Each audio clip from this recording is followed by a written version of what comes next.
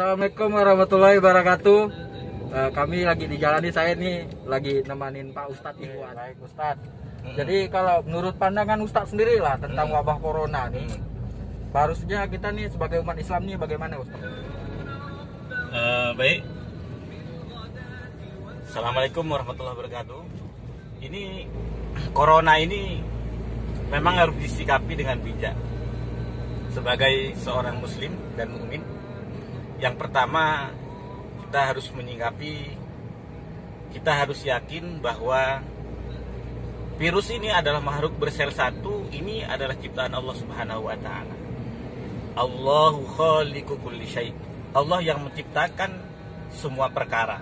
Semua sesuatu ini ciptaan Allah Subhanahu wa taala, termasuk virus ini, corona. Satu.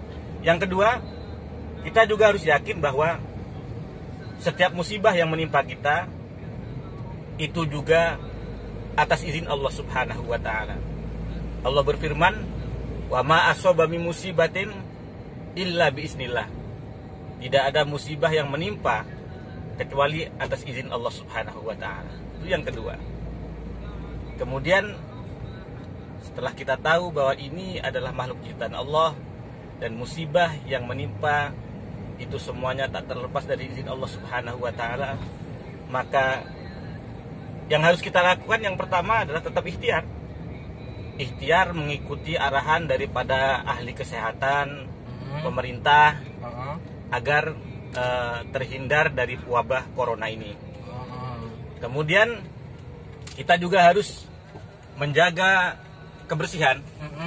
Islam mengajarkan kita untuk hidup bersih. Ya, yang contohnya kita sebelum sholat 5 waktu, kalau kita batal kita berwudu. Kita diajarkan untuk memotong kuku. Kita diajarkan untuk mandi. Itu adalah pola hidup bersih yang diajarkan oleh agama kita, Islam. Menjaga kebersihan. Kemudian yang terakhir tentunya kita harus berdoa kepada Allah Subhanahu wa taala, Zat yang menciptakan virus corona, agar kita dijauhkan daripada virus tersebut. Karena siapa yang mau sakit? Siapa yang mau kita terkena virus? Kita ingin kita sehat supaya kita bisa banyak bersujud kepada Allah Subhanahu wa taala, bisa melakukan amal kebajikan. Itu yang harus kita lakukan untuk mensikapi wabah corona ini. Baik Tat, ini kalau pekerja harian nih misalnya Tat, ini kan kerja di lapangan, ya kan, kalau duduk di rumah aja tak kerja, tak dapat duit, tak dapat nafkah. Pas masuk waktu sholat asar, nah otomatis mereka nih pengen sholat, tapi tempat untuk sholat mau nggak mau di masjid, karena lingkungan kerjanya tak memadai. Nah itu bagaimana hukumnya Ustadz sholat menggunakan masker? Oh ya, berarti ini di tengah wabah, orang tersebut pakai masker sholat, wabah corona, karena mungkin di masjid juga meskipun sudah tidak dianjurkan tidak berjamaah, masih ada yang sholat di situ karena tidak ada tempat sholat di tempat kerjanya, kan itu. Betul. Sehingga untuk aman mungkin dia melakukan ikhtiar sholatnya pakai masker. Nah jadi hukum sholat pakai masker itu tetap sah. Jadi kenapa sah? Memang di dalam sujud itu ada beberapa anggota yang harus menempel ke lantai, ke tempat sujud, ke tempat sujud. Ya, diantaranya yang paling pokok adalah kening. Kemudian kedua telapak tangan, kedua lutut, dan kedua telapak kaki, dan hidung.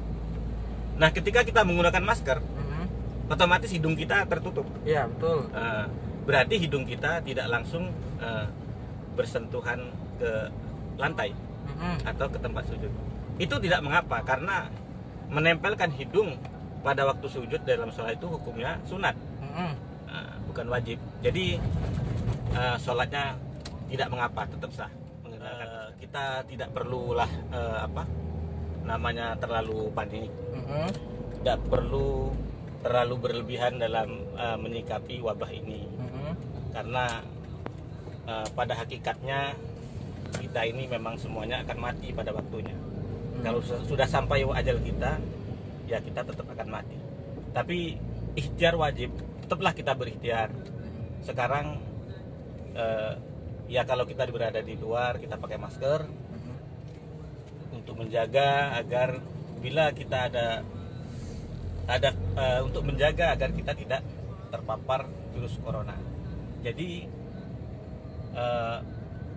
tetap kita ikuti himbauan daripada ulama-ulama kita, daripada pemerintah, agar insya Allah bila kita mengikuti fatwa-fatwa ulama kita, mengikuti anjuran-anjuran daripada pemerintah, insya Allah kita akan selamat. Dan yang harus kita tekankan adalah bahwa yakinlah bahwa pemerintah kita ini pasti ingin menyelamatkan rakyatnya daripada wabah ini. Oleh karena itu mereka pasti melakukan upaya-upaya maksimal ikhtiar agar rakyat tidak terjangkit wabah corona ini.